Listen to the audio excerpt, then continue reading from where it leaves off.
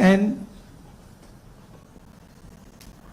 you don't go raising every single issue. You focus clearly and you're like, okay, this is important, I got to raise this. This is something important, I got to fight for this. This is something important, I got to fight. So you choose your battles much more carefully. I think listening is putting myself in your position. So if you're a farmer, going into the person's life, going into the person's day-to-day life, and then understanding what he's trying to tell you. So listening is fundamental. And then understanding the deeper dynamics. So you then are not just swimming around on the surface, you're raising fundamental issues, and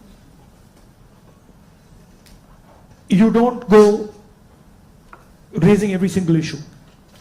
You focus clearly and you're like, okay, this is important, I got to raise this. This is something important, I got to fight for this. This is something important, I got to fight. So you choose your battles much more carefully.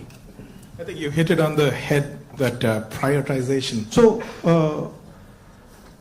very good definition of political strategy or business strategy. Understand clearly what you don't want to do. So don't sit there doing 50, 100 different things. Understand clearly, जो नहीं करना है, उसको पहले समझो, पहले कर दो. And then उसमें से 3-4 चीजें निकलेंगी, and then that's what you got to focus on. Well, I think back to the students, that's what we talk about. So this time you're hearing from Mr. Gandhi himself about prioritization.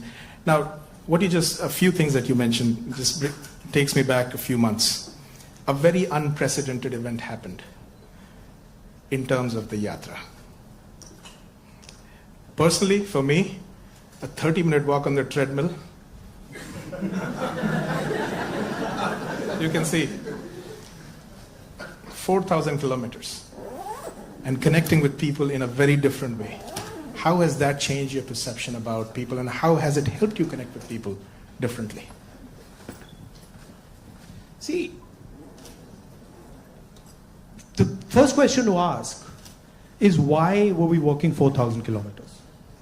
Right? You know, it's what created the need for us to do this? And the reason is that all avenues of communication in India were shut. Every single avenue, no matter what we did, it was all shut. We spoke in Parliament, that's not televised. We go to the media, they don't pick up what we say. We even go with documents to the legal system, nothing happens. So, all our avenues were shut. And for a long time, we literally couldn't understand how to communicate. And then suddenly we hit upon the idea कि भाई अगर media आपको लोगों के पास नहीं ले जा रहा, इंस्टीट्यूशनल सिस्टम आपको लोगों के पास नहीं ले जा रहा, तो फिर डायरेक्टली चले जाओ. And then what better way to go directly than to literally go walking across the country? And so that's what we did. And I must tell you, in the beginning itself, I had a little bit of a knee problem. So 3-4 days into it, I was like, "Ye kya kar diya?" I was like, you know, because you get up in the morning, I go running, and so you get up in the morning and you say, "Okay, I'm going to go run 10 kilometers," and they're like, "ठीक है." And then you get up in the morning, you say, "I've got to walk 4,000." It's a completely different paradigm, you know. So there was moments of that, okay, this is quite a big thing. But it went surprisingly easy. It was not difficult at all. And it fundamentally changed the way I think about my work. I would say that it completely changed how I view politics, how I view our people, how I communicate with our people, how I listen to people, and not just me. There were many people involved in the yatra, and all of us.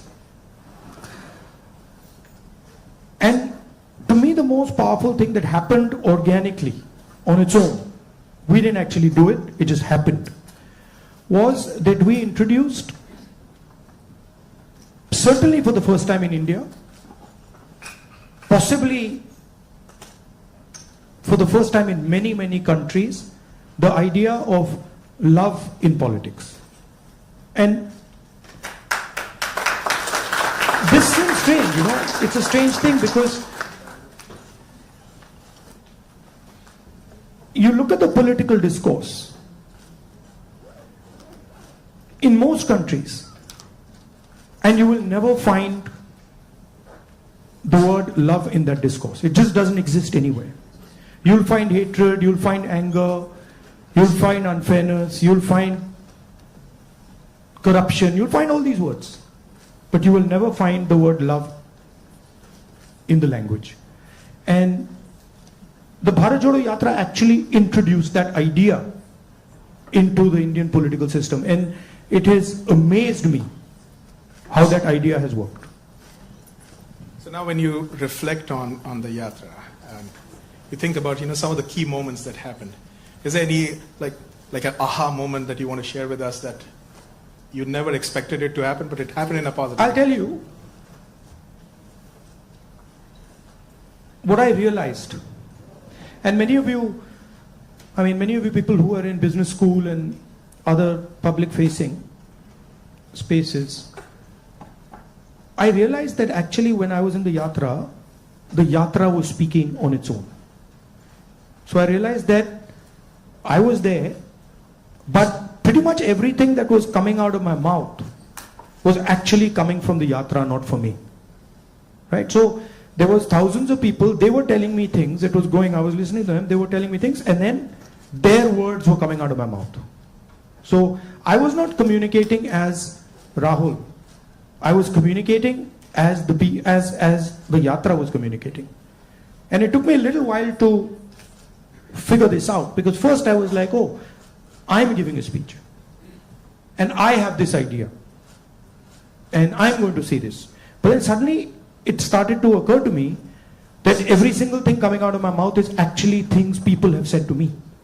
And the most beautiful example of this was this slogan that came, which is Nafrat ke bazaar mein mohabbat ki dukaan khol rahe ho, right?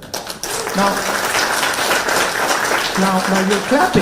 you're clapping, but the slogan did not come, it was not my slogan, right? It was not even a slogan of the organizers. It was a guy who came, I saw him, and he was walking with us, and there was a rope which used to surround us, and he was trying to come in, and he couldn't come in. The police would beat him. So I saw him once there, then I saw him somewhere else. And then I told Alankar, who's standing there, I said, Dekho, usko le aao. So anyway, Alankar went looking for him, he had disappeared. Then after some time he came out, he charged through the police, and then he pointed at me like that. And he said, मैं जानता हूँ आप क्या कर रहे हो, मैं जानता हूँ आप क्या कर रहे हो. So I said, क्या कर रहा हूँ? He said, आप नफरत के बाजार में मोहब्बत की दुकान खोल रहे हो. Right? So then I realized that this is not me. This is the sentiment of the crowd that is speaking. And so that would happen again and again. It would happen sometime. Once it happened when a woman came up to me, held my hand, is walking, and I could feel that something was wrong with the way she was holding my hand. So I said, क्या हुआ? She said, वो मुझे मार रहा है. I said, कौन मार रहा है? He said, मेरा पति मार रहा है.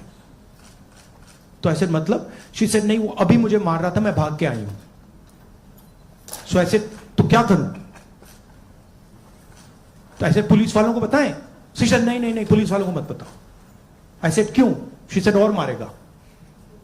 Now, that's a sentiment of thousands and thousands. I realize that's a sentiment of thousands and thousands of women. That they're being mistreated, they're being treated violently, but they can't say anything. It's hidden. Right? So now when I'm speaking to you right now, I'm saying these things to you, it's not me. It's that girl who's saying it to you. I just transmitted it. So that's the job, in my view, of a politician. Is to listen to sentiment, to understand sentiment deeply, and then to give it to other people right? Like I can see the faces here of the women versus the men. And when I'm saying that, I can see the faces of the women are different. They're reacting completely differently to what I said because they're understanding that. They're like, oh yeah, I've been through that before, right? So that's the idea. The idea is not that Rahul Gandhi has some fantastic vision for the country and now he's going to project the vision to the country. The idea is, what is the country saying? What is the country feeling? Right? So, in our system, I always used to wonder why this idea of sort of annihilation of the person. You know, if you look at Mahatma Gandhi, you see him in a sense destroying himself. You know, when he's in university, if you see his pictures, they're very nice suit, very nice hair combed, and then slowly you start to see that those things start to fall away. His clothes fall away, his fancy suits fall away, everything falls away. So there's a sort of almost a destruction of the person taking place. And you can see this in many of our leaders. And the reason it's happening is because the person is actually dying and the voice of other people is taking over, right? I don't know, I'll give you an example. Do you know what devta means in the term devta? Do you know what it means? Yes. No. No, it doesn't mean God. The deity. No, it doesn't mean the deity. So devta in India actually means a person whose internal feelings are exactly the same as his external expression. Meaning he's a completely transparent being. Right? It does not mean God. So if this person tells me every single thing that he believes or he thinks, and he tells it to me, that's the definition of devta. Right? It's the idea that you destroy yourself. Right? So to me, that is interesting about our politics. How do you suppress your own ideas?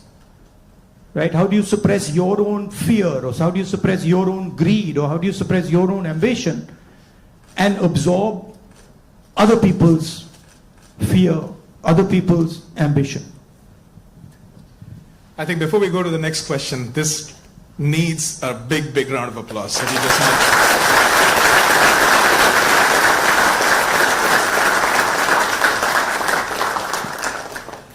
If you look at our big leaders, and historically, and you can see extreme, so you can see a Buddha who's extreme, you can see Bhagwan Ram, same thing, you can see Mahatma Gandhi. The basic idea is the destruction of the identity.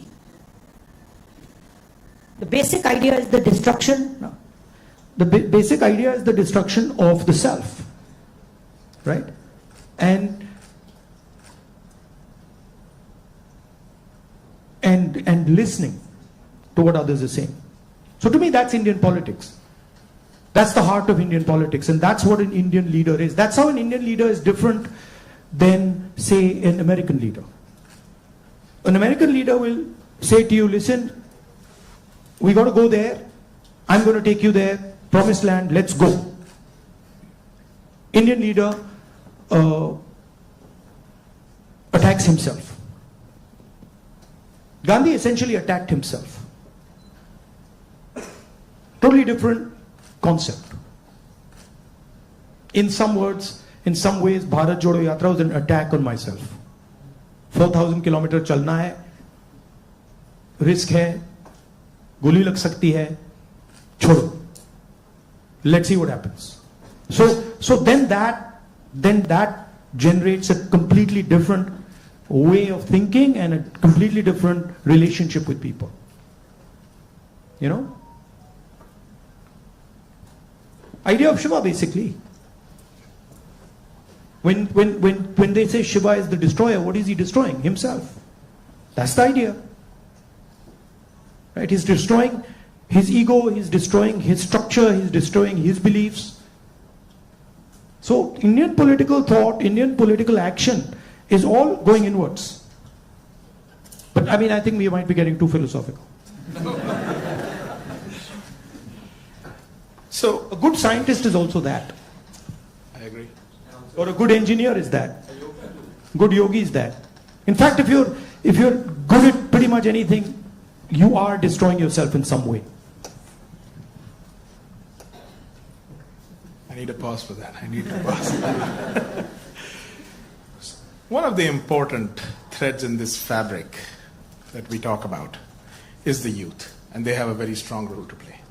And especially when you look at US and India, and I see all the students that come in, one of the greatest joys for us here is to work with our students. They just energize us beyond limits. More than 300,000 of them are in the US. About 4,000 of them from India are here at UTD. Where do you see them playing a role in the large scheme of things that India is poised towards? These ambassadors who are sitting here, and of course there are some who have come before and are doing great things here in the US.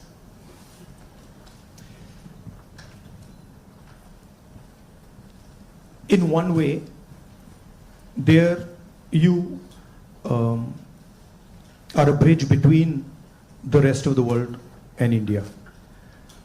So you have ideas and values that you bring to the United States. And often those ideas and values might not be understood so easily in the United States. Right? There's a different cultural ethos, different cultural system here. But your ideas are as valuable as anybody else's. In the same way, they also have a culture, an ethos here. Today I met some young guys just before I came here who came to the United States, not students, but people who, driving trucks and stuff like that. And they were saying to me, look, I said, what do you like about the United States? And they said that what we love about the United States is the idea of equality. That a truck driver in the United States gets respect. And as a truck driver in India, there's no way I could get respect. Right? Equality is a very powerful idea. And it's an idea that can help India in huge ways. So if you take back the idea of equality, take back the idea of fairness, that's a very powerful thing. So I think you should see yourself as a bridge. And the other thing is, what I've noticed in my life is that individuals can do huge things. And often it's individuals who you don't expect are going to do big things that do it. So system will say to you, university might say to you, these are the best students. And you'll find that actually the guy who's going to make change is sitting somewhere else in the back. And the university has a way of, making that person feel uncomfortable and said, you're not doing well, your grades are not, you're not getting a 4.0. And then suddenly you find the guy who's not doing so well has done much better in life because he's into the habit of questioning things, asking himself, why is it like this and not like that? And sometimes institutions don't react well to that. If they see you always asking questions, they might say, yaar, disturb kar raha hai isko, chup karo, piche bhejo. So that idea of questioning, that idea of resistance, that idea of being a little disruptive, disturbing a little bit, this is a very powerful idea. I use it in my work also. The idea of creating a disturbance. The Bharat Jodo Yatra was a disturbance. Politics is going on like this, let's disturb it. We don't like the way it's going on, we want to do it like this. So I think that's powerful. If you understand the culture you're operating in, understand your culture, and then have this sense of, how can I do something to bridge it, how can I do something to disturb it, it's powerful. Talking about the same youth, I think the life of anybody who's young and is in some, like the 20s, the life is like a soap opera. Every day there is a new challenge. There is something that is. It's the life of somebody who's in his 50s, 60s, 70s. The soap opera continues. It's not that the soap opera stops at 30, yeah? Let me tell you. In fact, in many ways, the soap opera becomes much more dramatic later. Multiple soap operas start up. But so they have concerns. They have concerns about doing well in life. They're starting off maybe a professional career. They have questions about whether they'll do well or not. Employment also happens to be a key area and I feel across the world right now the youth is kind of rippling through that, a phase where there are questions about where they will land professionally from an employment perspective.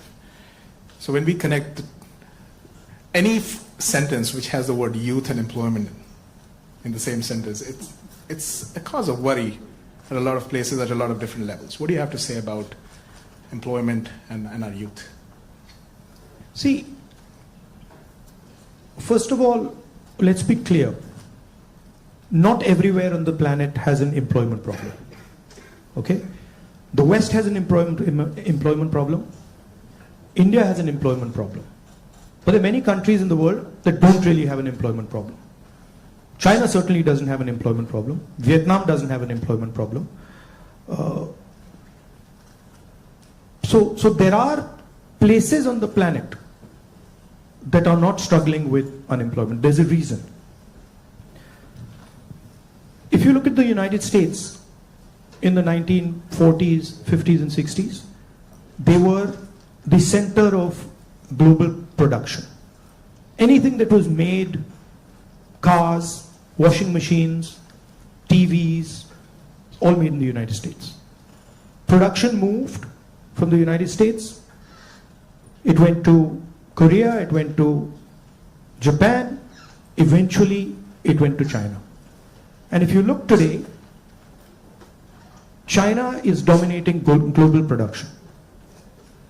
You go to India, you look at the phones, you look at the furniture, you look at clothes, you see on the back, made in China. That's a fact, right? So what has happened? The West, America, Europe, India have given up on the idea of production and they've handed it to China. The act of production creates jobs. What we do, what the Americans do, what the West does, is we organize consumption. Okay? Uber is organizing consumption. Okay? Foxconn is organizing production. Mahindra organizes production. Bajaj organizes production. These are the guys who create the jobs. And that is the problem. You're never going to employ India using IT, using consumption. It's not going to happen. So India has to think about the act of production and organizing production. And India has to, it's not acceptable that India simply says, okay, manufacturing, what you call manufacturing or production is going to be the preserve of the Chinese, it's going to be the preserve of the Vietnamese, it's going to be the preserve of the Bangladeshis. Right? Bangladesh completely outcompetes us in textiles. Regardless of the problems they're facing right now, they wiped us off. They wiped us clean in textiles. Right? So we have to reimagine how to produce in a democratic environment. Until we do that, we will face high levels of unemployment. And frankly, it's not sustainable. So you're going to see that if we carry on down this path of forgetting about manufacturing, you're going to see massive social problems coming in India and in the United States and in Europe, right? The polarization of our politics is because of this. We're getting ready to ask a few questions from the audience. Can we have the runners with the mics? But while we do that, Rahulji, in this, what you just spoke about, that even if people are fine with the way their jobs are and they're secured, we have a new challenge in the name of AI. And there's a lot of fears around that AI is going to take jobs away. Do you feel so as well? again, see, every time you get a new technology, the argument is made that it's going to take jobs away, right? When computers first came, it's going to take jobs away. When calculators first came, it's going to take jobs away. ATMs came, it's going to take jobs away. Okay, this is a fact. Now, what happens is, it does take jobs away from some people and then transfers them to other people, right? So, I'm not of the view that jobs will vanish, but different type of jobs will be created and different types of systems will benefit more or less, right? I think, for example, the IT industry in India is going to have a real big serious problem because of AI. But I don't really think a Bajaj making scooters is going to have such a big problem, right? So it's going to hit different people differently. It's going to take away some jobs, it's going to add some jobs. And if you're positioned properly, it's an opportunity. And if you're positioned badly, you're in trouble. I mean, I remember Mr. Vajpayee gave a speech that Indians don't need computers, right? And somebody else gave a speech that Indians don't need English. Computers created millions of jobs in India. It's a fact. So it depends. It depends how flexible you are and how well you're looking at the future. Thank you so much. We do have some folks here who would like to ask a few questions. So, can we get a mic here, please? Mr. Shroff, right here. Oh, Okay. First, let me Okay. add two questions. So first of all, thank you for the opportunity. Let's keep it to one question, please. Yeah. Yes, one question. So India has a young population. So what are your plans to modernize the education system and bridge the gap between the education system and employability? That is the first question. Let's keep it to sure. one, please. Thank you. Nimish. Should I just answer this one or you want to get to, okay. I'll try. I think many people say that India has a skills problem. I don't think India has a skills problem. I think India has a skill respect problem. So India doesn't respect people who have skills. But I don't think there's any limit on the skills that are already available in India. Okay? Second, our education system doesn't connect with the business system. So you have a business system that is operating on its own, and you have a sort of ivory tower education system. And the education system in no way connects deeply with the skill structure of India. So I think bridging that gap, linking those two systems of skill and the education system, vocational training, I think is fundamental. I think currently huge problem in the education system is the ideological capture. So, you know, feeding ideology through the education system. Most of our vice chancellors today are placed by the RSS. It's an organization that has a very particular perspective on life, on history, on the future. That's really damaging. Having one organization that is placing all its people in our education system, I think that's damaging.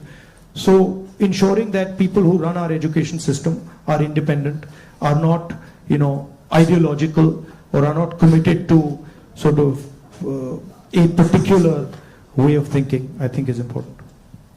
Thank you. Dr. Gupta. Rahulji, I have a question. What's your vision of creating growth in the industry, manufacturing? No, I don't see. Again, what what I think is not as important as what the large mass of Indian people think, right?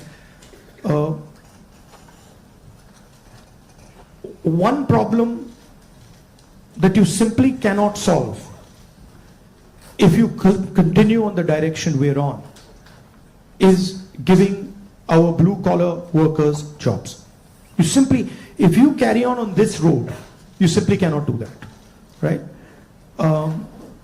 The only way you're going to give our large mass of people jobs is if you start producing things, if you start manufacturing. And the foundation of manufacturing, you don't just start manufacturing cell phones, right? It is a sequence, right? So you have to go up the value chain if you want to manufacture. A lot of people say, oh no, you can manufacture cell phones directly. Well, cell phones are not being manufactured in India. Cell phones are being assembled in India. It's a different thing. Meaning components are coming from China and those components are being assembled in India, right?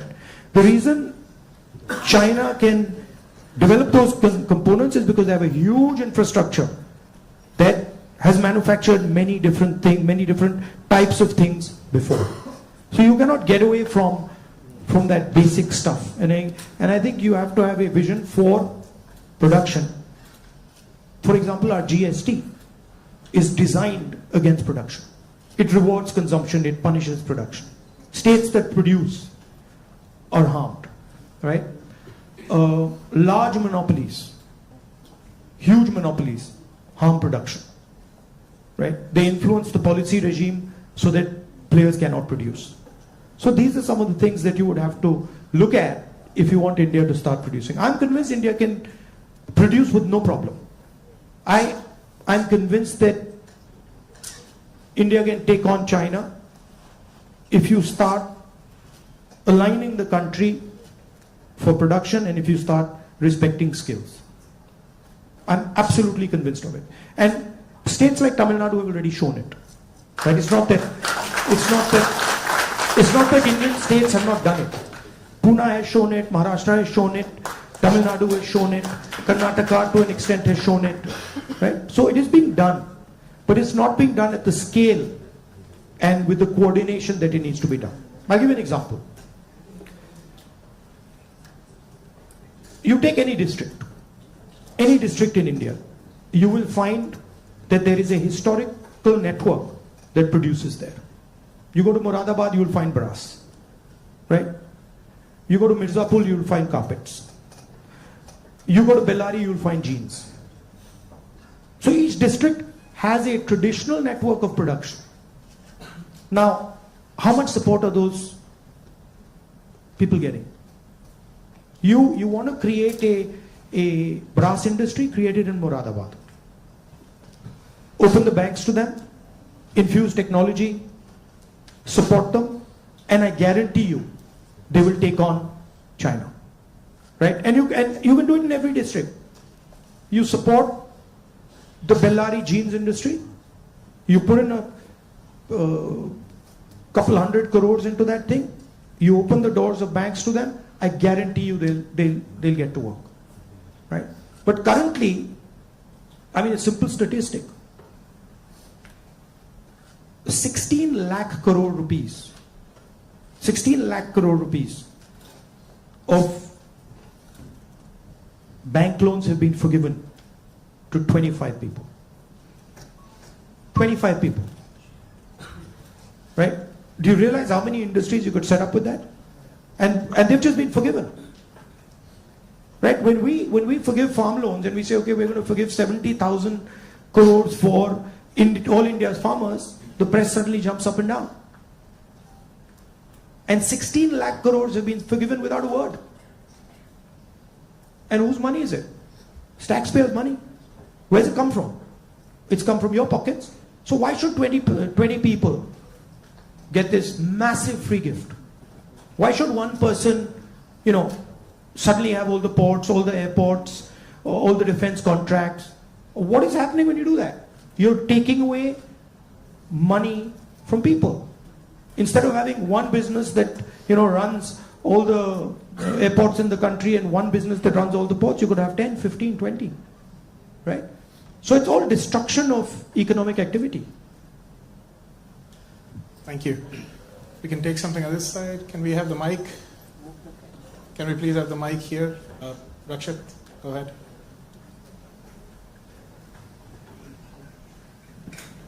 Hello, Rahulji. My name is Rakshit. First of all, thank you so much for being here. We feel so privileged. So my question is, how do you think we as students and youth contribute to and get involved in public service and the development of our country? Come and work with us. We can show you. But realize that it's not a, neither is it easy, and it's not fun all the time. It can be unpleasant, it can be hard, but it's got its, you do get gratification from it, but it's not easy. And if any of you are interested in it, we run internships and we put people into our system and train people. Thank you. We had a question here, Mr. Shri. Rahulji, first of all, thank you for coming here and gracing UTD with your presence. I'm a faculty and I also represent a lot of students, so I'd like to ask, for everything we look at it and say there is always something you can even do better for something that you haven't done successfully. So looking back, Bharat Jodo Yatra was so successful. Couple of things what you could have done differently if you did it now. No, look, every single thing that you do, I mean, I'm sure if we sit down and say, okay, Bharat Jodo Yatra, we could have done it better, right? There's nothing that you do that you couldn't have done better or you can't do better. And that's just how life works. And these are choices. So I don't think I've ever done anything perfect in my life. And I don't think I will ever do anything perfect in my life. But it's a learning experience, right? So you start off, you try something, doesn't work, you do it again, and then it works. Yeah. Thank you. Take another question. One thing that I didn't think was important, because of something my father said to me once, which is strange, which turns out is quite important, which is that once my father told me, look, if you work properly, you don't need to tell anybody about it. Work speaks for itself. But it's actually not true. It's a strange thing, it's not true. You've got to communicate it. And the one thing I have fundamentally changed is that earlier I would do something and I wouldn't communicate it. And now I do something and I communicate it. It's not actually my nature. My nature is actually just to do it and not communicate it. But I think it is important that you communicate. It should be a two-way traffic. Yeah.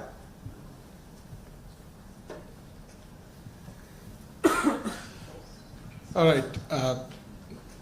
Yes, let's go there. Can we have the mic? My eyes feel like a lot of machine right now. I'm trying to pick up which one I see.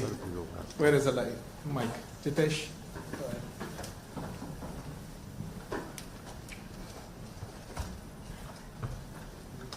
Thank you, Rahulji. So, as my friend Rakshit was saying, like public into service or public into politics, which one you prefer? Like one Indian youth should be more into service or like complete into politics? Look, don't have a rigid idea of what political action is. And in the same way, don't have a rigid idea of what service is. Those two can overlap, right? Politics is much broader than fighting elections or giving speeches, right? Politics is about influencing how people think, and you can be very political and not be directly involved in the political system, right? Or you can be deeply involved in the political system and not be doing politics at all. So I don't think you should think that those are two different avenues. You should do what you like. And in what you like, you can do politics without a problem. I think we have time for another couple of questions, right? So, Dr. Mehrotra, can we have the mic here, please?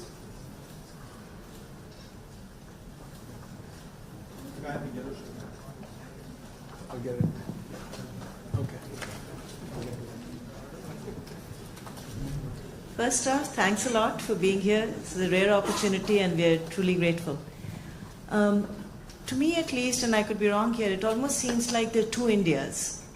One that is reaping the benefits of the growth that we see, and then one that's being kind of bypassed.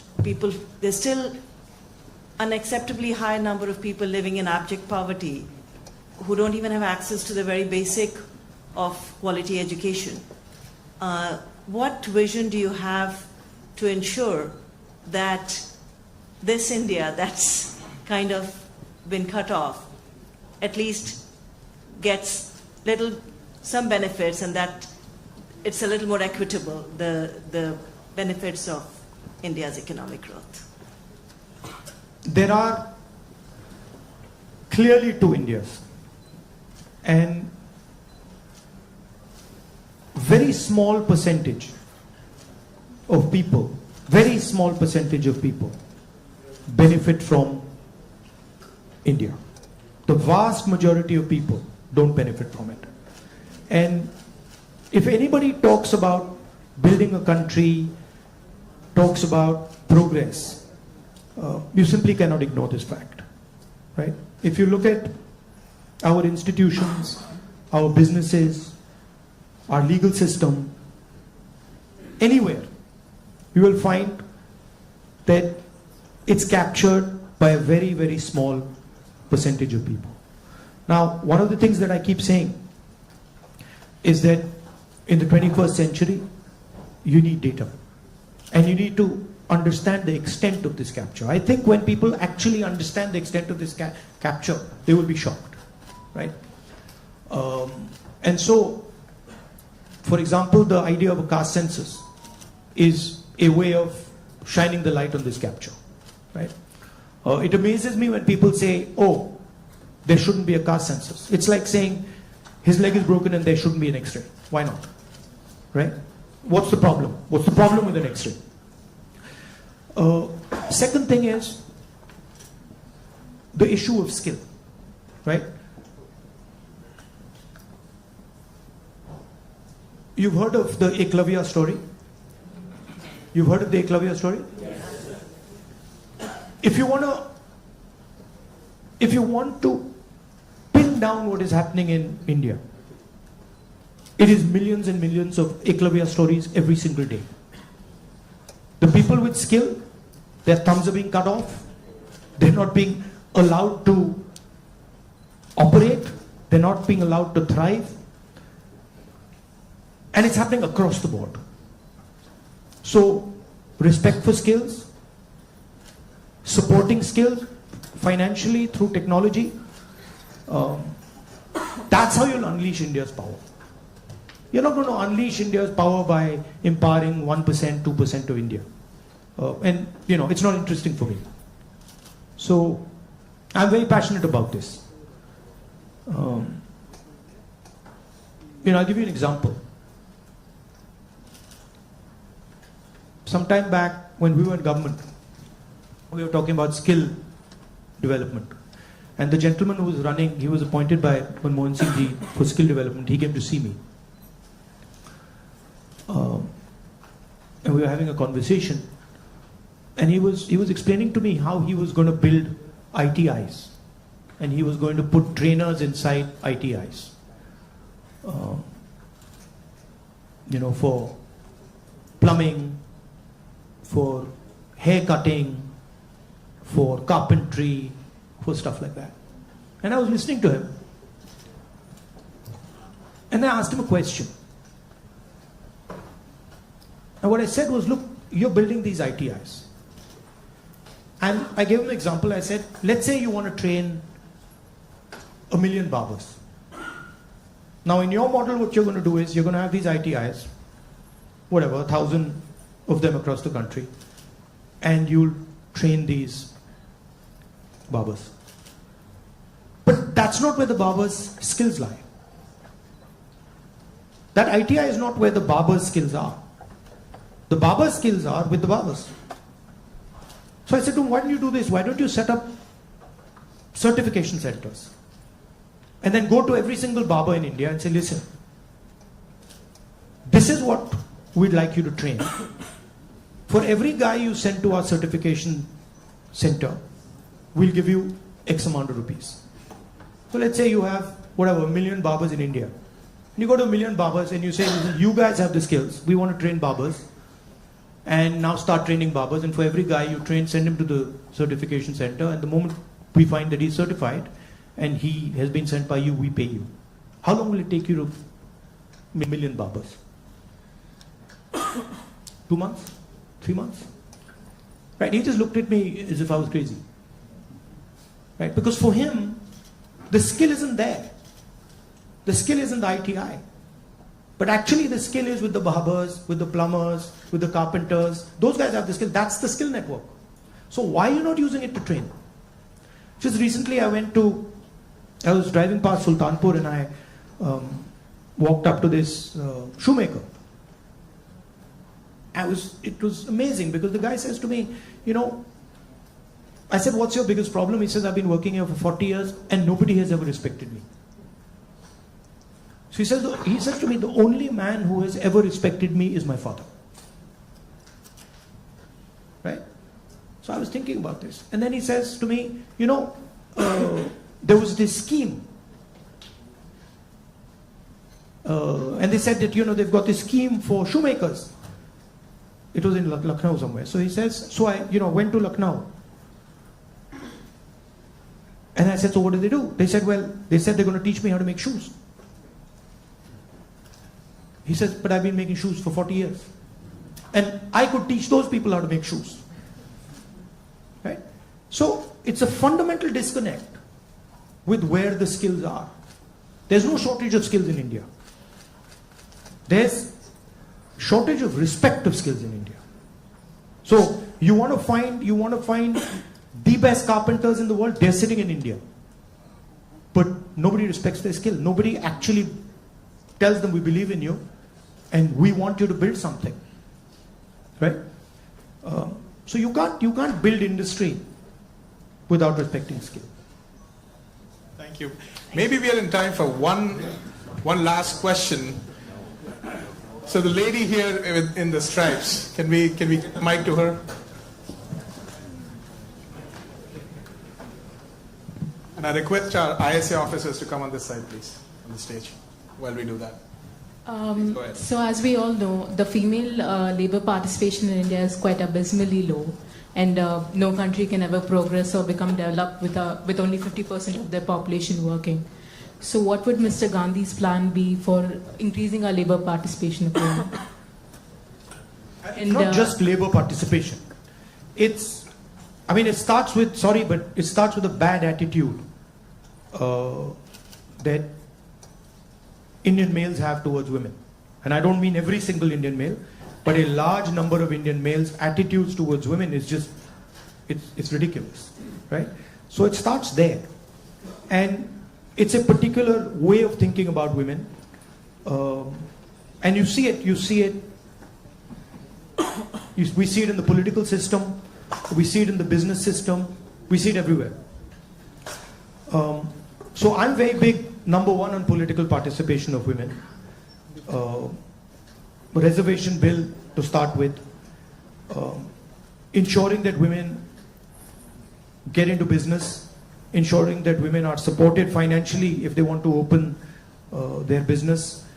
And then making sure that it is made easier for women to participate, right? Women have their own particular issues that you need to take care of before they can start to participate. So I think the first thing is of thinking of women the same way you think of men, right? That they can do anything men can do, if not better, and that they are equal and better in many, many things. Yeah. Also, by the way, this is part of the ideological fight between the BJP and us, right? The BJP and the RSS believe that women should be restricted to a particular role. They should stay at home, they should cook the food, they should not talk too much, right? And we believe that women should be allowed to aspire to whatever they want to do. Well, Mr. Gandhi, if I just say that it was great having you on campus, that is a big, big understatement. But can we give him a round of applause?